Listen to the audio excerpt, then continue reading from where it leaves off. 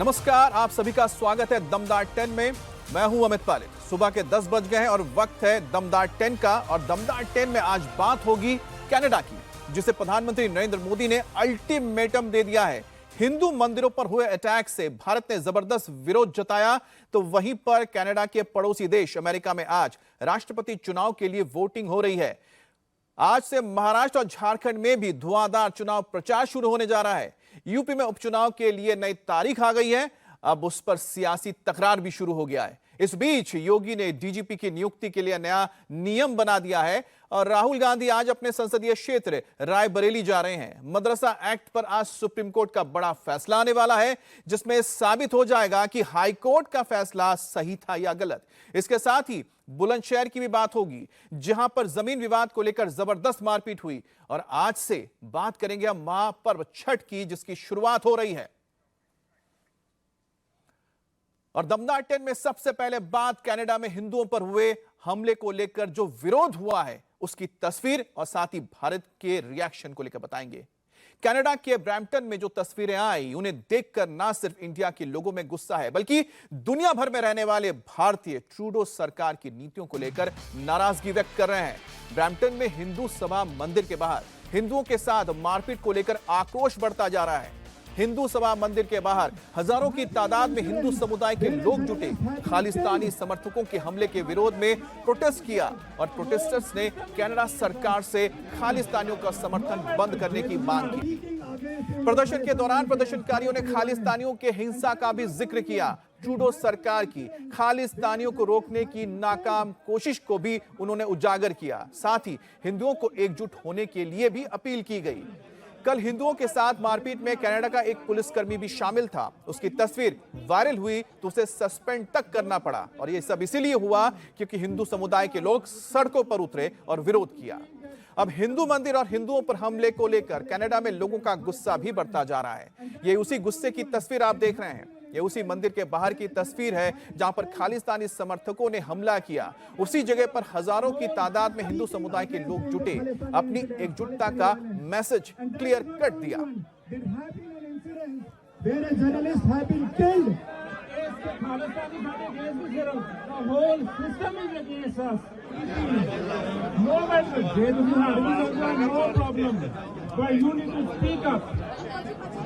दो साल पहला मेरे ऊपर अटैक होया, सिस्टम के नाल या एक मिनट के नाल नहीं, we need to change that system. अब प्रदर्शन के दौरान खालिस्तानियों की हिंसा का जिक्र हुआ। खालिस्तानी कनाडा में ट्रूडो की शय पर किस तरह से हिंसा को अंजाम दे रहे हैं, उसकी भी एक तस्वीर आपको दिखा रहे हैं।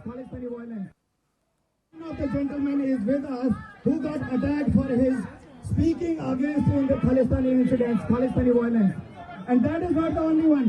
There have been an incident where a journalist has been killed for speaking up against Khalistani violence. और ब्रैम्पटन में हिंदुओं ने एकजुटता का मैसेज देते हुए हर हर महादेव के नारे भी लगाए। हर हर महादेव, हर हर महादेव, हर हर महादेव, हर हर महादेव, हर हर महादेव, हर हर महादेव, हर हर महादेव, हर हर महादेव, हर हर महादेव, हर हर महादेव। अब कनाडा का हिंदू जाग गया है, ये प्रोटेस्ट में शामिल लोगों का कहना है। ट्रूडो सरकार से उनकी क्या मांग है, ये भी सुनाते हैं। आज यहाँ पर एक चीज तो साफ हो गई है कि कनाडा हमारी जान है और हिंदुस्तान में हमारी जान बसती है। हिंदू कैनेडियंस कनाडा के बहुत लॉयल हैं और हिंदू कैनेडियंस के साथ जो भी कनाडा में हो रहा है वो ठीक नहीं हो रहा। ये समय आ गया है कि सब पॉलिटिशियंस यहाँ पे इस बात को जान लें कि हिंदू कैनेडियंस के साथ जो भी हो रहा है वो गलत है। और आज जो कुछ भी हुआ है वो सब उन सब की वजह से हुआ है, क्योंकि जिन्होंने हिंदू कैनेडियंस को कभी समझा नहीं, समझने की कोशिश नहीं की, उन्हें दरनिकार कर दिया। आज सब जागे हैं और जैसा कि अभी यहाँ सब लोग बोल रहे थे, ये शुरुआत है। इसको एक इंसिडेंस ना समझें, जो भी हुआ उसने जगाया है। विदेश मंत्री जयशंकर इस वक्त ऑस्ट्रेलिया के दौरे पर हैं। विदेश मंत्री ने ऑस्ट्रेलिया में कनाडा में हिंदुओं के हमले का जिक्र किया। जयशंकर ने कड़े शब्दों में कहा कि कनाडा में जो हुआ, वो हिंदुओं पर जो अटैक हुआ, वो बेहद ही चिंताजनक है और दुख का विषय है। जयशंकर ने ट्रूडो सरकार से सीधे सवाल किया है। जयशंकर ने कहा कि कनाडा ने एक पैटर्न बना लिया है। कनाडा भारत पर बिना सबूतों के आरोप लगाता है। कनाडा में भारतीय राजनयिकों की जासूसी की जाती है और साथ ही कनाडा में चरमपंथी ताकतों को पॉलिटिकल स्पेस दिया जाता है।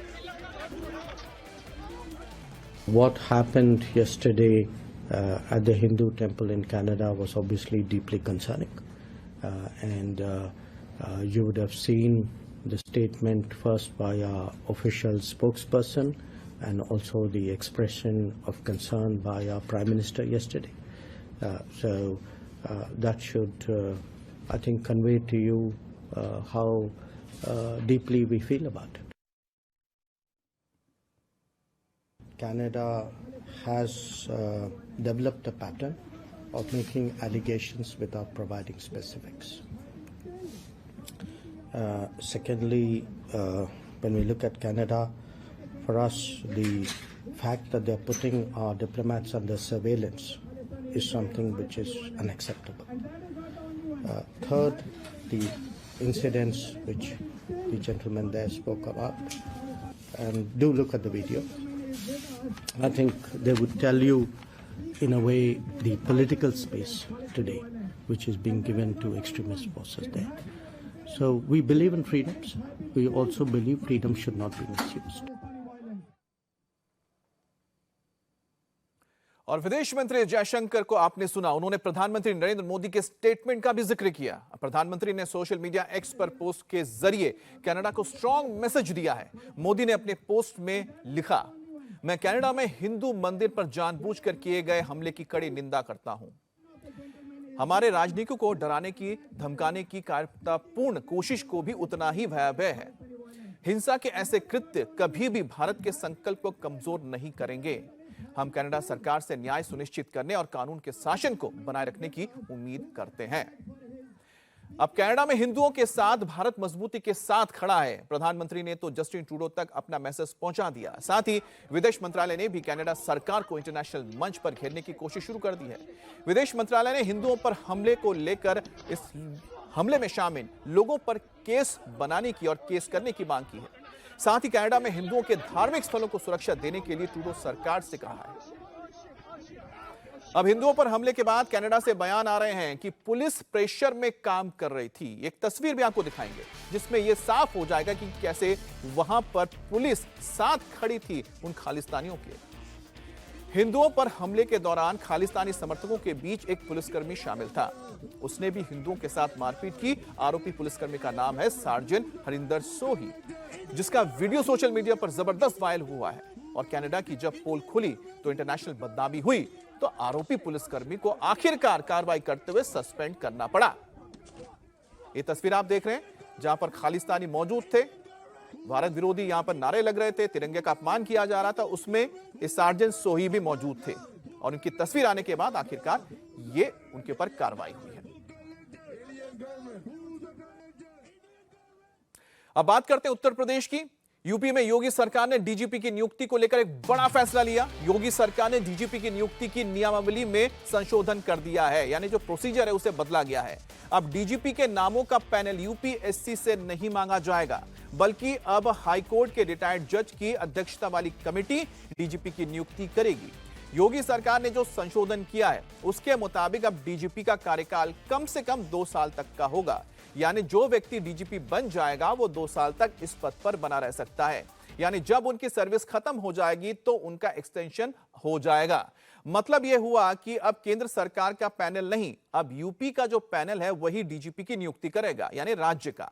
नए नियम के मुताबिक अब उत्तर प्रदेश की डीजीपी का चयन हाईकोर्ट के रिटायर्ड जज की अध्यक्षता वाली एक कमेटी करेगी और इस कमेटी में हाईकोर्ट के रिटायर्ड जज अध्यक्ष होंगे। उत्तर प्रदेश के मुख्य सचिव, संघ लोक सेवा आयोग द्वारा नामित एक व्यक्ति, उत्तर प्रदेश लोक सेवा आयोग का अध्यक्ष या नामित व्यक्ति, प्रमुख सचिव गृह, एक रिटायर्ड डीजीपी जिसने उत्तर प्रदेश पुलिस में काम किया हो, यह कमेटी स्थायी डीजीपी का चयन करेगी।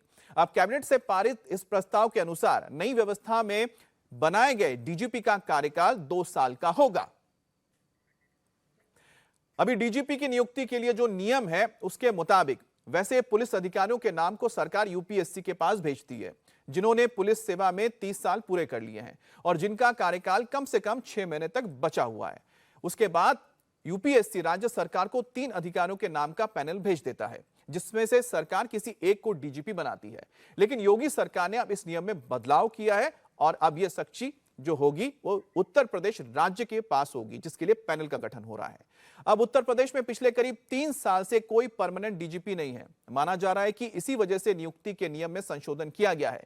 मौजूदा डीजीपी प्रशांत कुमार यूपी के चौथे कार्यवाहक डीजीपी हैं। वो अगले साल 31 मई को रिटायर्ड होंगे, यानी कि प्रशांत कुमार का कार्यकाल अभी 6 महीने से ज्यादा बचा हुआ है। इसलिए नई नियमावली के मुताबिक समिति द्वारा डीजीपी के चयन में इनके नाम पर भी विचार किया जा सकता है और अगर प्रशांत कुमार डीजीपी बनते हैं तो अगले 2 साल तक यूपी के डीजीपी बने रह सकते हैं, यानी उनका कार्यकाल भी 2027 तक हो सकता है। अब 2027 में यूपी में विधानसभा चुनाव भी है और शायद यही वजह है कि उत्तर प्रदेश में इसको लेकर सियासी बयान भी आ रहे हैं। अखिलेश यादव ने इसमें क्या कहा है, सबसे पहले आपको बताते हैं। समाजवादी पार्टी के सुप्रीमो अखिलेश यादव कहते हैं और उन्होंने तंज भी कसा है। अखिलेश ने योगी आदित्यनाथ पर निशाना साधते हुए कहा, सुना है किसी बड़े अधिकारी को स्थायी पद देने के और उसका कार्यकाल 2 साल बढ़ाने की व्यवस्था बनाई जा रही है। अब सवाल तो यही है कि व्यवस्था बनाने वाले खुद 2 साल रहेंगे या नहीं, ये अखिलेश कह रहे हैं। कहीं ये दिल्ली के हाथ से लगाम अपने हाथ में लेने की कोशिश तो नहीं है और दिल्ली बनाम लखनऊ 2.0 तो नहीं है। तो कुल मिलाकर अखिलेश ने सियासी अपने मिजाज के जरिए सीधा निशाना साधा है योगी आदित्यनाथ पर। रुचि हमारे साथ जुड़ गई है। अब रुचि, ये जो नियमावली बदली गई है डीजीपी को लेकर, ये प्रशासन की अपनी जरूरत थी या फिर हम यूं कहें कि जो राजनीतिक तौर पर अखिलेश भी इस पर कहीं ना कहीं एक चौका या छक्का मारने की कोशिश कर रहे हैं, या वो है 2.0 राज्य बनाम केंद्र?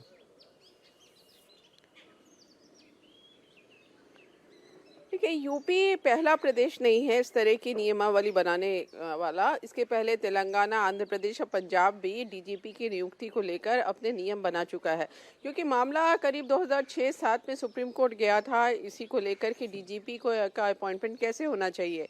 तो उसके बाद इन स्टेट्स ने पहले बना दिया था, अब यूपी में बन गया है। लेकिन यूपी में ये ज़रूर है कि पिछले 2.5-3 साल से हम देख रहे हैं कि कार्यवाहक डीजीपी ही हो रहे हैं। 4 डीजीपी कार्यवाहक हैं। अभी जो प्रशांत कुमार डीजीपी हैं वो भी कार्यवाहक हैं।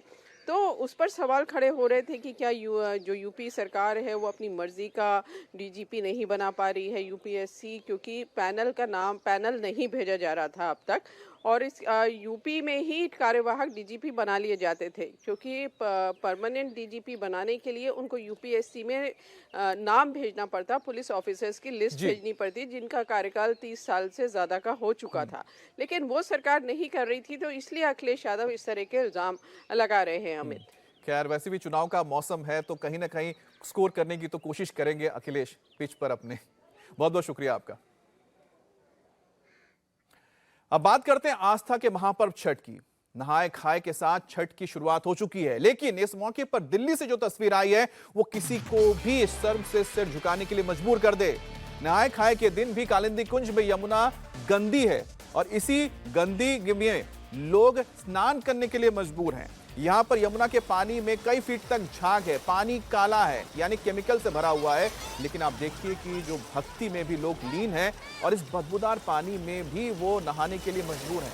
अभी तक यमुना नदी की सफाई नहीं हो सकी है, सारे दावे फेल। भारी आलोचना के बाद भी दिल्ली सरकार ने आज यमुना में केमिकल का छिड़काव शुरू कर दिया ताकि वो झाग को कम कर सके, लेकिन हुआ कुछ फायदा नहीं।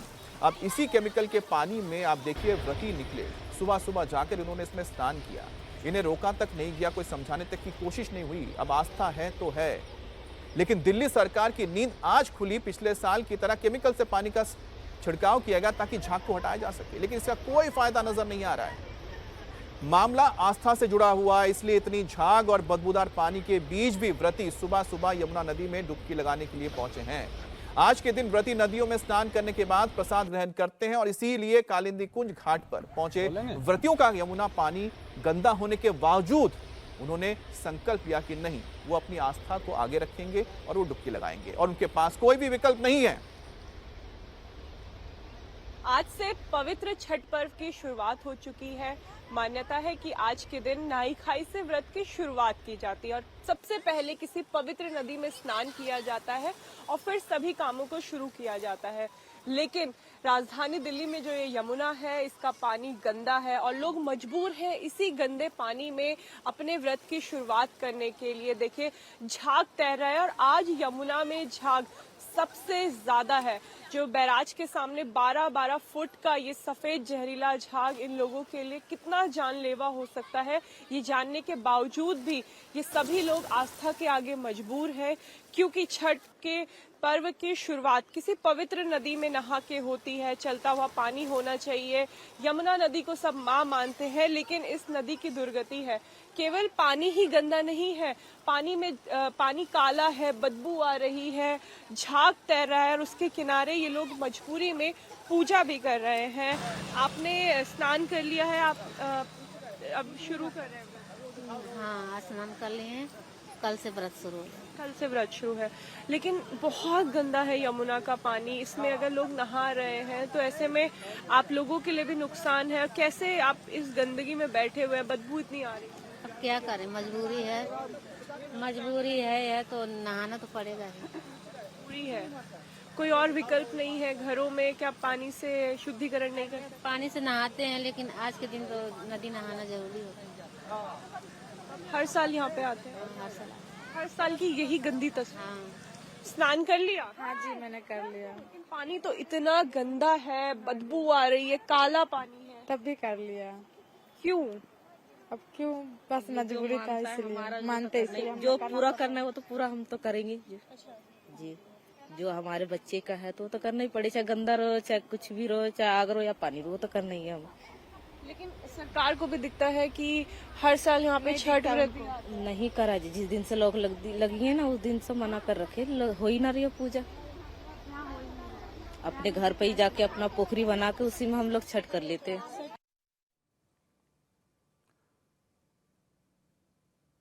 और दिल्ली में हर साल छठ पर यही नजारा देखने को मिलता है। लोग झाग और बदबूदार पानी के बीच कालिंदी कुंज पर डुबकी लगाते हैं।